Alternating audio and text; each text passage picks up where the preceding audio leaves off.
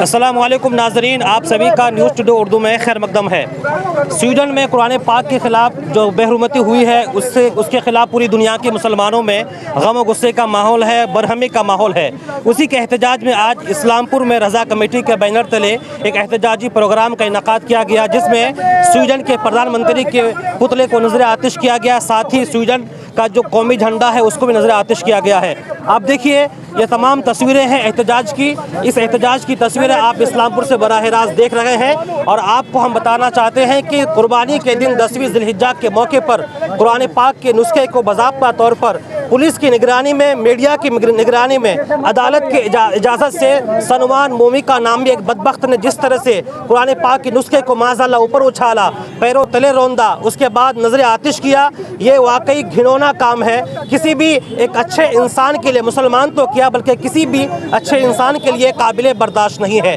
आइए हम देखते हैं जो जिम्मेदारान है उन्होंने क्या कहा और जो रज़ा कमेटी के जिम्मेदारान है उन्होंने इस बारे में क्या कहा।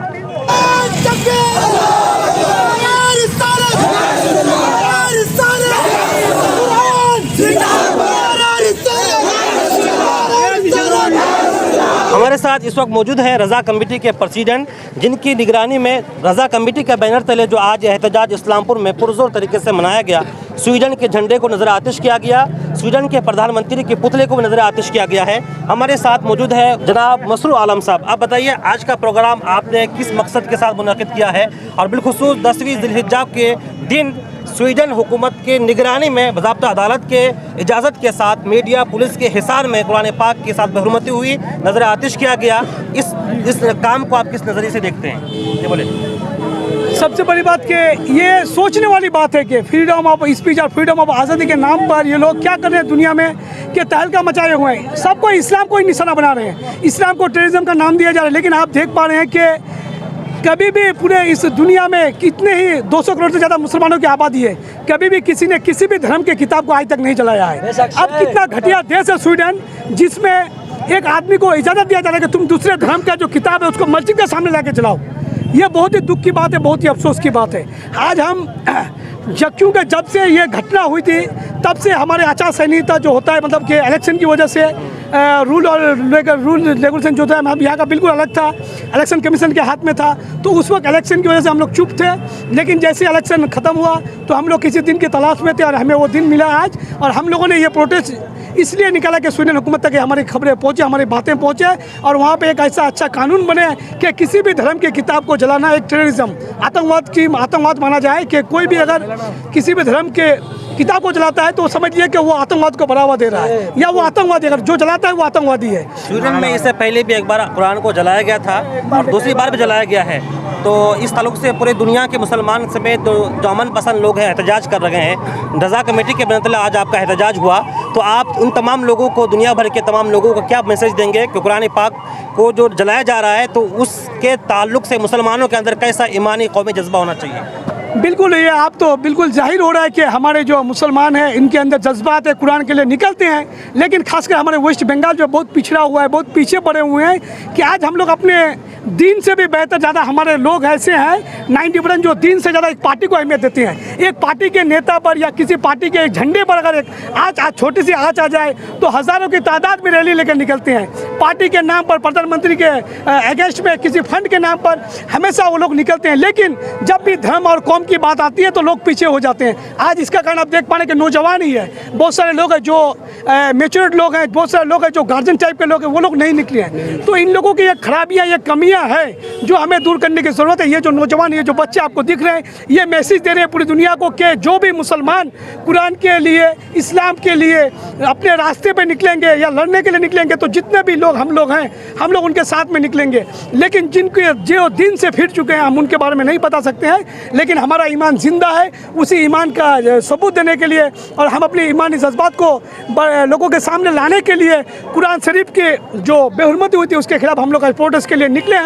इससे पहले भी जब नामूस रिसालत पर हुजूर आलम के अगेंस्ट में उनके कुछ बातें बोले गए थे नूपुर शर्मा के, उसके खिलाफ हम लोग रैली करके बाकायदा FIR भी दर्ज कराए थे। तो हम लोग सब कुछ बर्दाश्त कर सकते हैं, लेकिन हमारे दीन के खिलाफ, हमारे हुजूर के, हमारे पैगंबर के खिलाफ, हमारे कुरान के खिलाफ, अगर हमारे इस्लाम के खिलाफ अगर कोई भी कुछ बोलेगा तो हम लोग बर्दाश्त नहीं करेंगे। यही मैसेज हम लोग देना चाहते थे। मैं यही बोलना चाहूँगा कि जो हमारे ऊपर जो कुछ अगर बात होंगे, हम मुसलमान के ऊपर हमारे ऊपर अगर कुछ बात होंगे तो हम ये बर्दाश्त कर सकते हैं, मगर हमारे नबी के ऊपर ये चीज़ अगर होंगे या कुरान के ऊपर होंगे तो खुदा की कसम हम ये चीज़ बर्दाश्त नहीं करेंगे। मगर हमको ये चीज़ जज्बात हमारे मुसलमान के अंदर होना चाहिए कि ये गवर्नमेंट जो मंत्री पीएम है इसके ऊपर फैसला ले, ये पीएम जो मोदी है जिसके ऊपर फैसला ले कि कुरान के ऊपर हमारे ऊपर ये जज्बात क्यों हो रहे हैं, इस तरह से फैसला हमारे कुरान के ऊपर, हमारे धर्म के ऊपर ये चीज़ क्यों हो रही है, खाली सिर्फ ईमान के ऊपर हो रहे हैं, कभी नाम नबी के नाम के ऊपर हो रहे हैं। ये चीज़ बिल्कुल ऐसा इस तरह से नहीं होना चाहिए, मजाक नहीं होना चाहिए।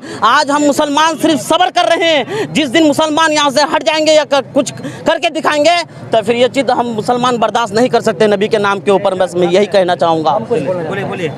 है कौले मोहम्मद कौले खुदा फरमान ना बदला जाएगा, बदलेगा लाख ज़माना मगर कुरान ना बदला जाएगा। ये कुरान करीम हम लोगों की रूह, ईमान, एक कहे तो ये जिस्म, सब कुछ इस पे हम लोग का फ़िदा है। ये कुरान करीम में अल्लाह ताला की एक आयत है, बिस्मिल्लाहिर्रहमानिर्रहीम, इन्ना नहनु नज़लना हाज़ल कुराना व इन्ना लहू लहाफ़िज़ून। ये कुरान याद रखो कि इस किताब की हिफाजत ही उसी के हाथ में है जिसने इस किताब को निज़ाम इलाही में लाया है।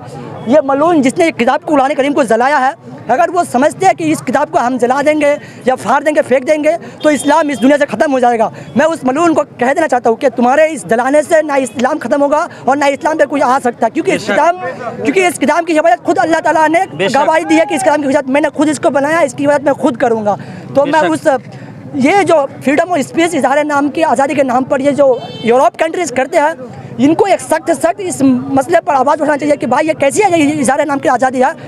ये हम लोग एहतजाज कर रहे हैं उसके ख़िलाफ़ जिसने ईद उल अज़हा के दिन मुबारक कुरान को जलाने की गंदी और नापाक कोशिश की और उसने ये किया और ये काम उसने कर के बहुत बड़ी गलती की है। उसे पता नहीं है कि इस तरह के काम के करने से वो पूरी दुनिया के अमन को ख़तरे में डाल रहा है। इसलिए हम लोग पूरी ज़िम्मेदारी के साथ ये कह रहे हैं और हमेशा हम लोग जब भी इस तरह की बातें होती हैं कि हमारे इस्लाम और हमारे मज़हब कल्चर के ऊपर हमला होता है, पहले हम लोग अपनी आवाज़ को बुलंद करते हैं और हमेशा ये कहते हैं अगर आप इस तरह की हरकत करेंगे तो पूरी दुनिया का अमन ख़तरे में आ जाएगा। इसलिए कभी ये काम नहीं करना, क्योंकि कुरान, इस्लाम, ईमान ये सब हमारे लिए बहुत ज़रूरी है।